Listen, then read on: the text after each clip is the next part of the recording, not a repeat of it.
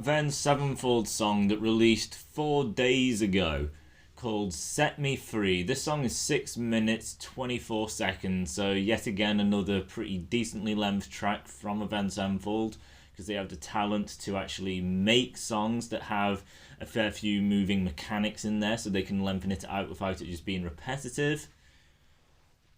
But this is a little odd. So Set Me Free is a new song that was in fact released 4 days ago. This is true. But the song was actually made years ago. Now this song is going to be on a new album that isn't actually new. It is an album that came out years ago. So let me explain what all this is from what I've read.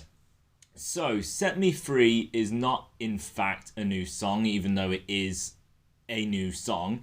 It's actually a B-side off of the album Hail to the King, which is quite weird because it doesn't sound like it would fit on that album in the slightest. It would sound like it would fit on anything beside that fucking album, which is the weird thing about it.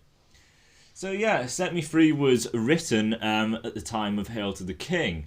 And the band clearly decided that the song was not good enough or didn't have a place to fit in the album, so it became a B-side and was left on the cutting room floor. And it's now been, as I say, released as of this moment 4 days ago. But it is coming to an album, so is this the new Avenged Sevenfold album that they are currently writing, if not actually in the studio doing? No, it's a different new album that is an old album. So the album they're putting this into, which is an old album but is getting extra tracks added to it, so they're just bringing it out again just with bonus content, is the album Diamonds in the Rough. Now, a few people who aren't epically into Avenged Sevenfold would probably not have a clue what Diamonds in the Rough is. As for them, people who are quite involved with Avenged will pretty much obviously know what Diamonds in the Rough was. So, basically explaining this, Diamonds in the Rough was released soon after the self-titled White album. So what the band did was, after the release of the self-titled, they released a live DVD, which was Avenged Sevenfold live in the LBC. Now, with that, you get the live DVD, but you also get, and you don't have to pay any extra, it's not a deluxe, it comes with the DVD, there's no way to get away from it. It comes with Diamonds in the Rough. Now, this was B-sides of an album. And clearly, because it was only the self-titled, it meant that this had the B-sides of things like Self-Titled, City of Evil, and random stuff around that. As well as a couple, cover songs. So they did Pantera Walk, they did Iron Maiden, Flash of the Blade.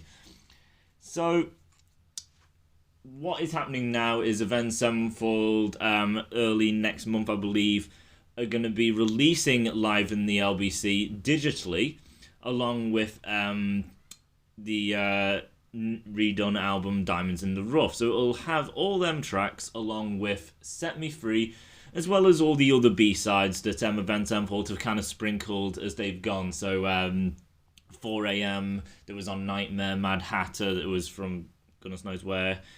Carry On, as well as another cover like Ozzy Osbourne, Paranoid, and things like that. So it's basically the same album, but there's now all the other kind of cover covers as well as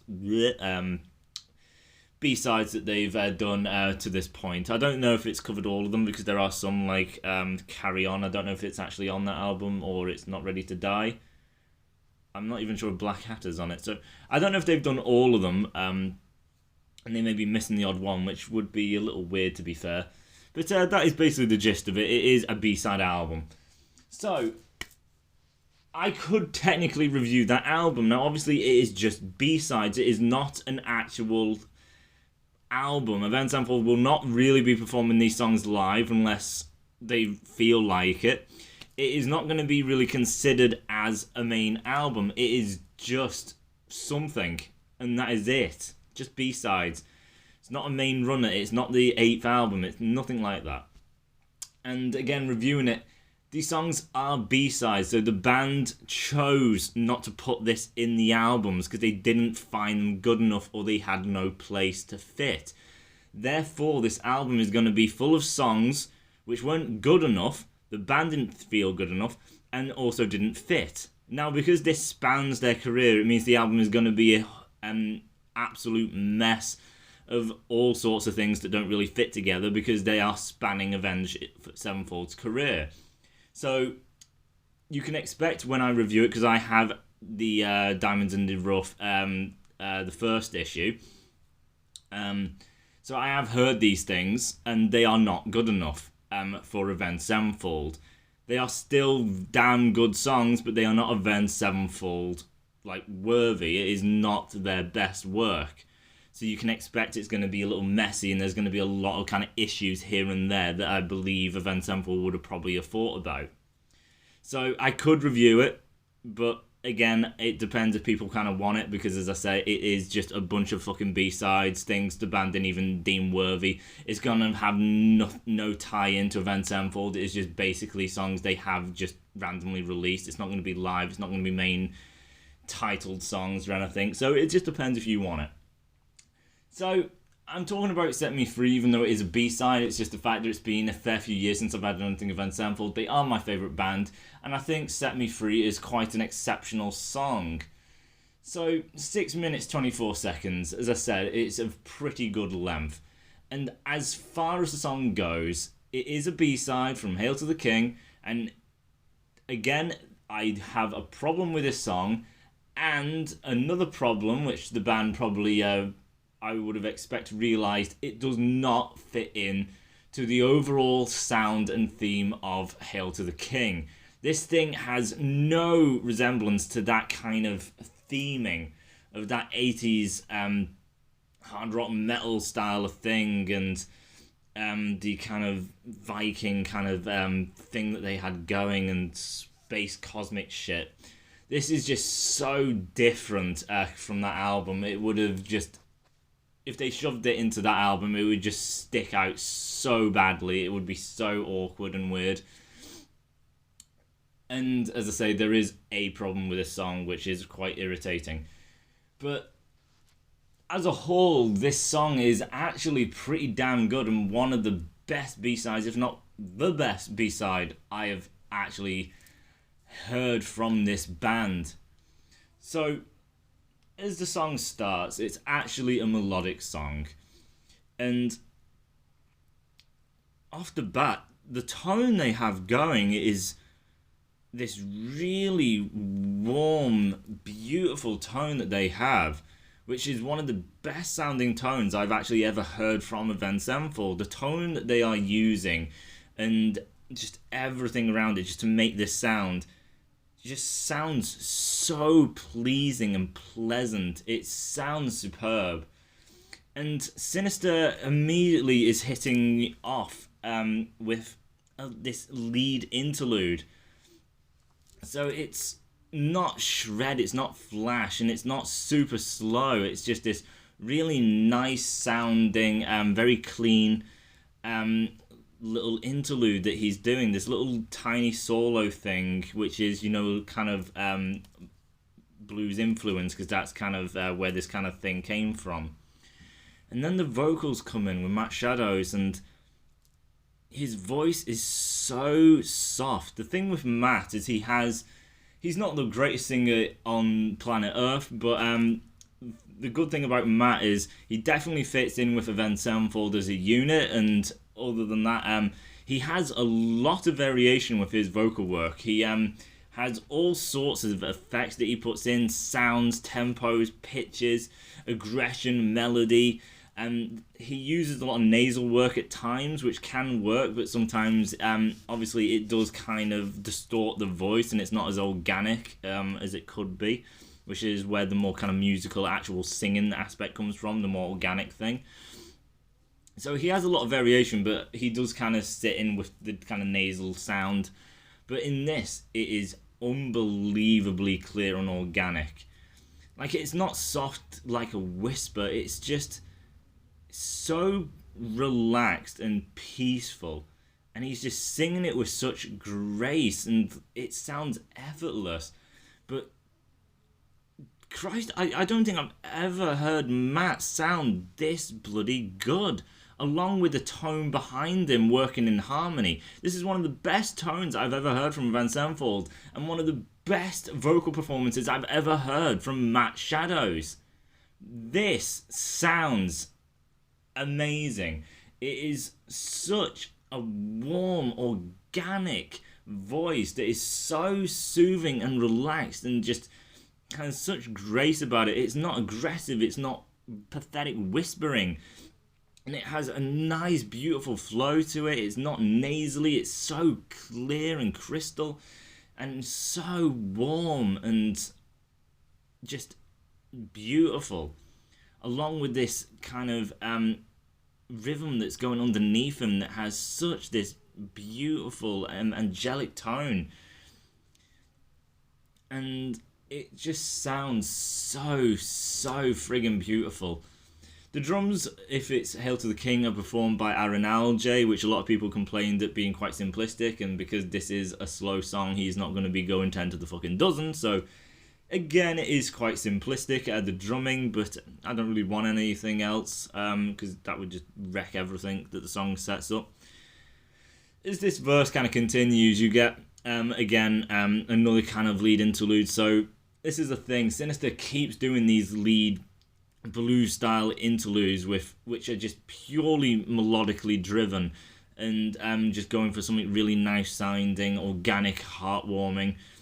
And he just constantly does it, and they're like these mini little solo things, and he does it throughout this song. It's like 3, 4, maybe 5 times he does it along with the actual solo. So there's some great lead work that has grace and beauty to it, along with the rhythm that is not just chords or power chords. It is this beautifully like fingerpick kind of melody that runs through, and one of the best, if not greatest, vocal performances I've ever seen from Matt Shadows. Then we'll get into my problem, the chorus. Now the chorus goes something like this: set me free tonight, set me free tonight, set me free tonight. And then it evolves into set me free. No, he does say tonight yet again. And there is where lies the problem. This chorus is done 3, if not 4 times, and even though there is an evolution to it, it is basically just an evolution in just gain increase. Other than that, also Matt's voice, he changes like pitch to like a higher register, and just puts a bit more kind of power behind it. But yeah, basically the rhythm just stays the same. This is a bit more kind of gain increase, and then Matt Shadows changes to a different kind of pitch. And lyrically, it's just set me free tonight, set me free tonight, set me free tonight, set me free tonight, set me free tonight, set me free tonight, set me free tonight. And it's not once or twice or 3 times, it's a dozen times that he just constantly repeats it. And as I say, there's about 4 times this chorus crops up that is just constantly saying set me free tonight. It's very bland and just kind of lazy, because all you're just listening to is just set me free tonight. And the vocal performance is fair enough, but there's no great kind of interlude that kind of runs through it, and there's no like differentials. You just listen to the same thing over and over and over again, and then the evolution of it just being a gain increase as well as a pitch increase in vocals, it gets a little stale by like the 2nd time, and this goes on for 4 fucking times. Maybe 3, but I do think it's 4. Could be more technically. So it's a bit of a pain in the ass, to be fair. But going back into the verse, as I say, the verse is absolute perfection, and makes you kind of think, why the fuck would they not put this in an album? Because it's like the most greatest thing they've ever done. And even the solo is just the same as the interludes he's been doing. He's just using absolute grace and beauty and heart with a great tone, absolute fantastic melody, and it's all from the heart. It's not just a showmanship of skill. It is him pouring himself into the solo, giving his emotional display through the guitar, which is absolutely brilliant. And it's a lengthy solo, as you can obviously expect from Sinister, along with all them other leads, so you do get your great fair share of guitar leads with this song. You don't get any less. You get what you want from Sinister Gates. As the song kind of fades out of the solo, it does change into this kind of different kind of interlude, and it's one of the kind of more kind of heavy interludes. It basically just kind of goes on to like the Dirty Channel. It's still quite kind of clean and melodically driven, but it does kind of make the tempo kind of increase and everything, and a bit more kind of upbeat. But nothing, like super distorted. It's going into scream type territories. The interlude is very nice. Again, I really just like the riffs. Avenged Sevenfold are great at doing the kind of riffs because they're actually just not typical chord riffs. It's great interludes as well as something really hard hitting. And again, this new interlude just after the solo again is really great. It's very clean and clear and has a great tempo about it, which works with Matt's voice again, just kind of coming into his more kind of powered register. Still no kind of nasal vocals here, but just using that more power. And this bridge area after this solo sounds absolutely amazing again. But you always come full circle back round to this fucking chorus, and that is the thing that absolutely kills this song. That chorus absolutely sucks ass, and it kills the song. You've got great leads throughout the song, as well as a fantastic lead solo that you can't say, well, here's a B-side, it's one of his worst performances. No, this is damn fucking fine coming from Sinister Gates. It is incredible, and it's such a shame that it's hidden inside this B-side. Along with these vocals by Matt, again, it's such a shame that it's hidden in this B-side. And the riffs and the interludes and the melody, it is so upsetting and tragic that it had to be set aside because it's connected with such a shoddy fucking chorus. I think if the band went in and they could easily fix this by basically just putting a bit more life into this fucking chorus, and then it would have worked. But even still, if they worked on the chorus, it wouldn't have any place inside of Hail to the King, unfortunately. Even no matter how perfect it is, the tone and everything, the vibe, the theme, is all fucking wrong for that album. It is a darn shame because literally this song could fit into like the self-titled. It could probably even fit into Nightmare. The Stage, no. City of Evil, no. But probably definitely self-titled, if not Nightmare. This song would have pretty much fit in quite well with that. Just as long as they just edited and tweaked that chorus, which I'm pretty sure Avenged Sevenfold could have easily done, but as the way it is, the only problem with the song is chorus. Everything else is absolute 10 out of 10 masterpiece, and God, that is a shame. And it is such a shame that it had to be thrown out because of that chorus, as well as it not fitting into where I've read it coming from Hail to the King, which makes it seem weird because it does seem like this could probably be a B-side for Nightmare, if not the self-title again. Reading this with Hail to the King, I was like, are you fucking kidding me? Hail to the King B-side, it doesn't sound anything alike, so I don't know if I truly believe that, in fairness. But that's what I read, so yeah, it's such a shame that they couldn't put it in just because it wouldn't have fit in with Hail to the King when everything else was such perfection, and then the chorus really, really dragged it down, unfortunately. So rating this track, because it is so bloody damn perfect apart from that kind of chorus and everything, I could technically give it a 9 because it is that fucking perfect. And to give it any less would purely be chorus, and that is it. So if I've only got one issue, which is just chorus, and everything else is absolutely 10 out of 10 masterpiece perfection, and technically this thing can still achieve a 9. And this is a friggin' bloody B-side. But compared to other bands that aren't up to Avenged Sevenfold standard, this could go way fucking beyond a 9. Because Avenged Sevenfold has Sinister Bloody Gates.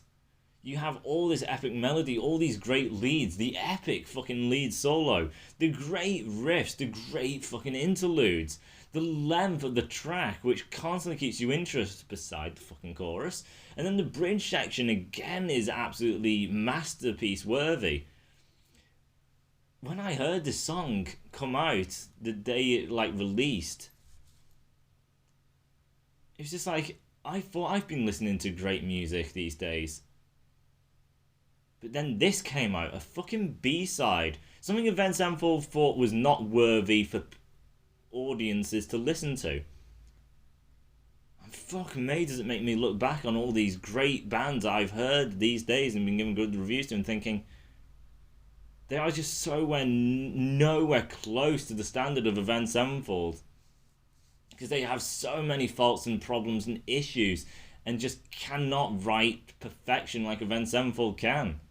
It just made me rethink everything. Just like, yeah, nothing is good enough because Avenged Sevenfold comes out with a fucking B-side that they think is shoddy and it is just miles better than everything fucking else that I've heard.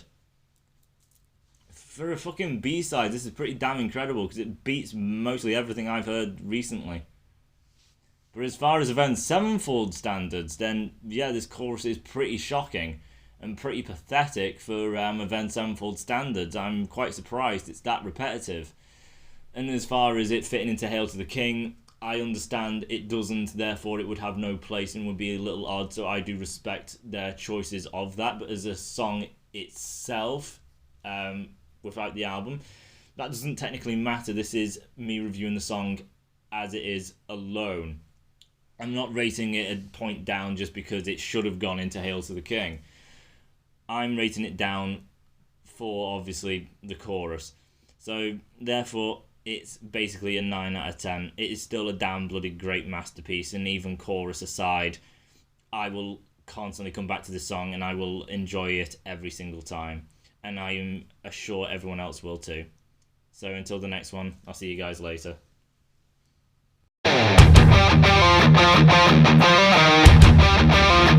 Thank you.